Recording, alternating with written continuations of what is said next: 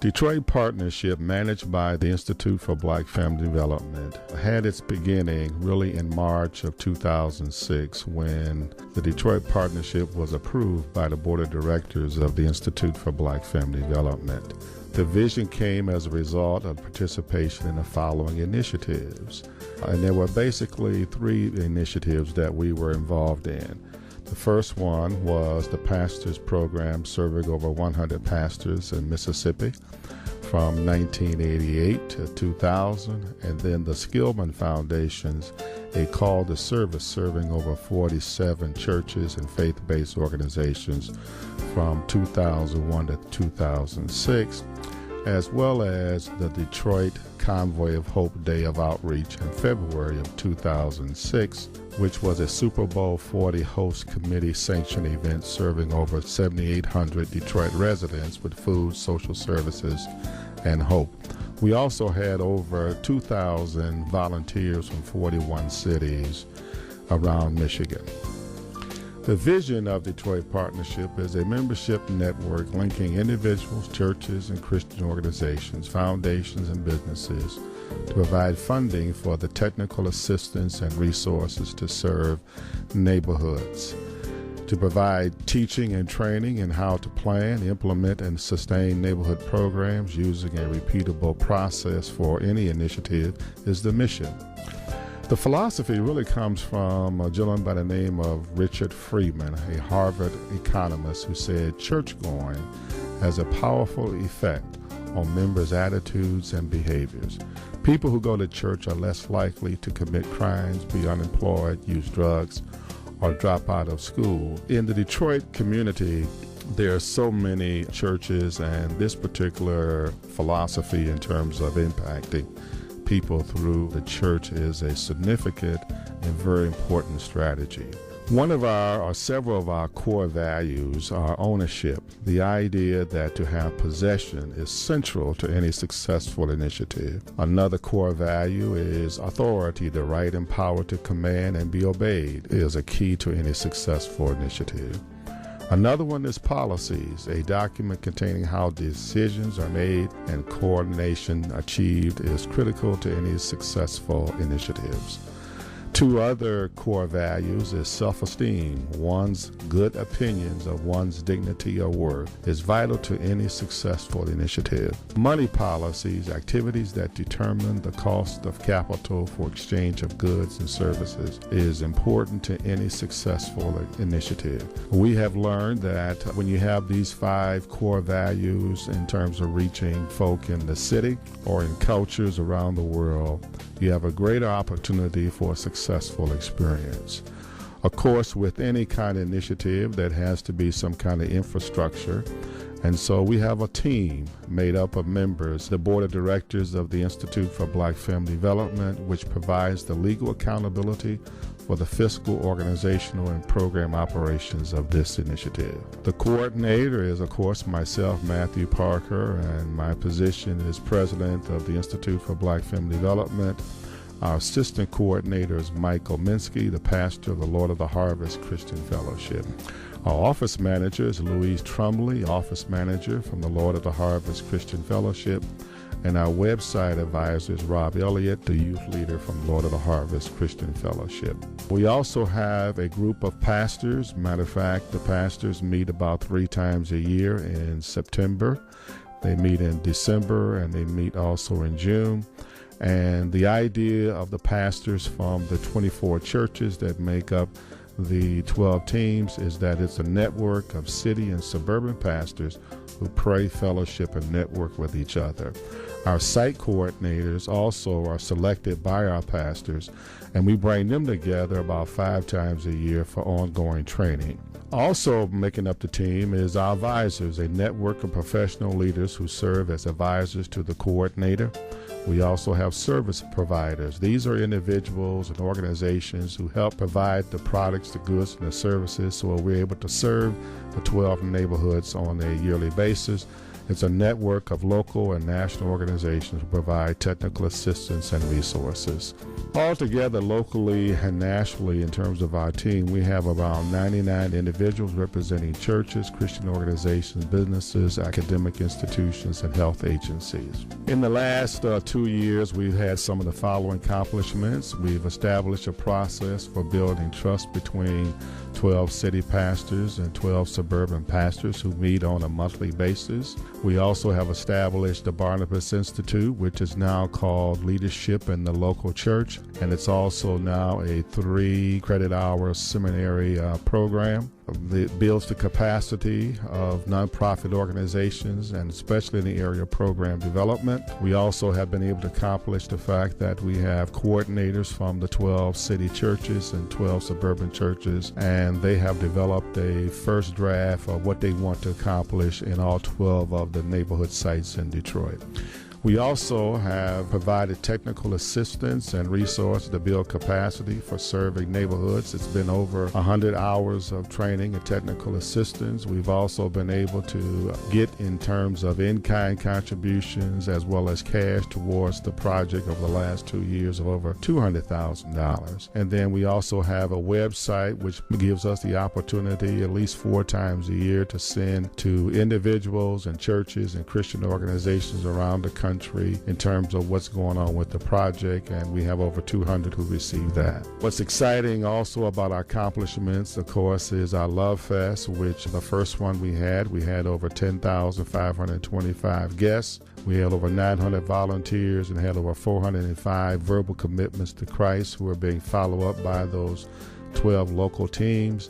And then also we have 13 of our participants from the Detroit Partnership who have membership in the World Vision Storehouse, which makes it possible for us to provide groceries as well as clothes, school supplies to the outreaches in the 12 neighborhoods.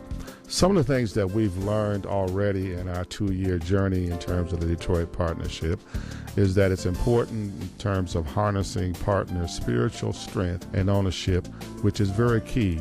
We all bring a certain gift, talent based upon the scriptures, and we are very, very encouraged by the whole idea of spiritual strength and ownership. Another thing is acknowledging the issue of race and class. We make sure that in this partnership that there's an agreement that we as leaders from the city and we as leaders from the suburbs, that there are things about our culture, there are things about our lifestyle, there are things about our heritage that are very important in terms of interfacing with each other. One of the other things we've learned in terms of lessons learned is the belief in and ownership of change. Hope, belief, and commitment are powerful vehicles for change. Wise steps include all participants in the planning effort that activates and energizes the partner in translating the vision into practical goals and strategies. And what this really means is that it's important that everybody is involved in shaping the vision. Another thing that we've learned is that it's important to establish a culture of learning and self-evaluation. Continuous learning gives the partners a chance for the theological reflection, assess their progress, and refine strategies. Information about how an initiative is changing also can be a significant tool for recruiting new leaders and partners, building community investments, making difficult but necessary choices, and expanding the capacity of all partners. We've seen that happen in the last 2.5 years. Another lesson we've learned is that funding as relates to the pace and priority of a particular initiative. The initiative's vision, priorities, and schedule must drive decisions about whose money to seek, when to accept it, and how to use it. In particular, partners must engage in a continual process of educating funders. They must build in financial support for the capacity building among partners. They must also avoid setting up false expectations, and they should share decisions about fundraising with a broad group of partners. Some of our outcomes really has to do with what we anticipate happening, and so we have some future outcomes, and under that we have some short-term goals, and those goals are churches and Christian organizations aware of service learning, Neighborhood teams learn about their communities. Coordinators gain knowledge in organization and program development for neighborhood transformation. Intermediate, we're looking for neighborhood teams to take on other service learning projects.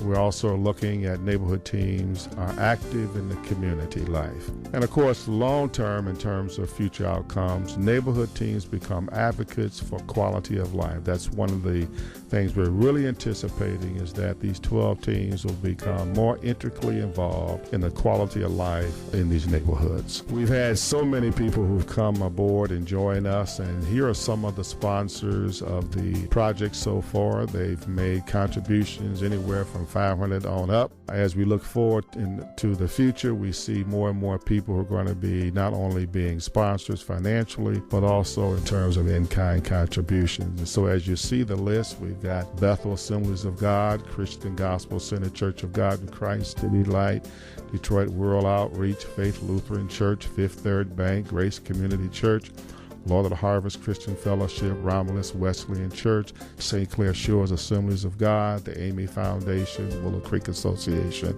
and Zonovan Corporation. And we look forward to other sponsors. Many of our service providers are individuals and organizations who've come alongside the Detroit Partnership, and they provide free products and services, so we're able to do a better job in terms of serving the 12 neighborhoods we've targeted over the next 5 years. You see here we got American Diabetes Association, we got Convoy of Hope, and Detroit Department of Health and Wellness Promotion. We got Fifth Third Bank, Here's Life Inner City, Moody Publishers, the Amy Foundation, the Heat and Warmth Fund.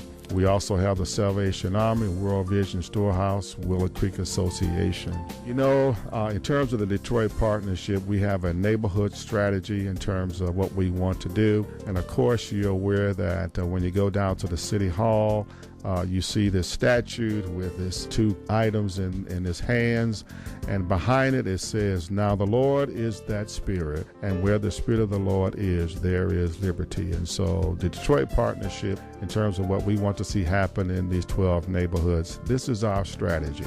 Since the beginning of the African American Church in the 18th century, congregations have been the central philanthropic institutions in our communities. And African American people have never in their religious affirmation separated the secular from the sacred. Thus, when churches provide food, shelter, educational services, and financial resource, it is with the conviction that it is part of their religious duty to God. This has been a core value that the African American Church has had ever since the days of slavery.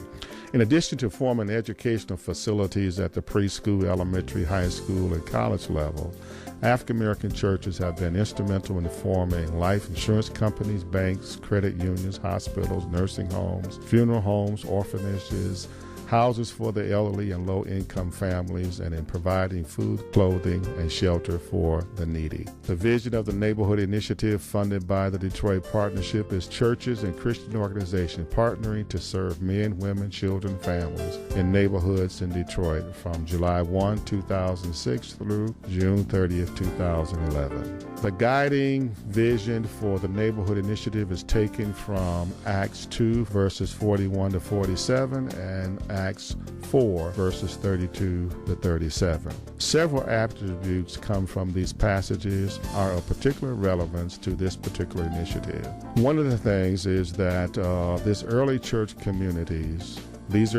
communities were multi-ethnic, enjoyed a sense of togetherness and worship and fellowship, cared for one another, and provided tangible support for those in need by sharing resources, and were bound together by the work of the Holy Spirit in their midst. What flows out of this biblical rationale is a core value of developing indigenous leadership through the disciple-making process. Community development initiatives have historically been most successful when local leaders are developed for purposes of owning and sustaining their community renewal, and this is our core value. This core value, of course, culminates in the Great Commission.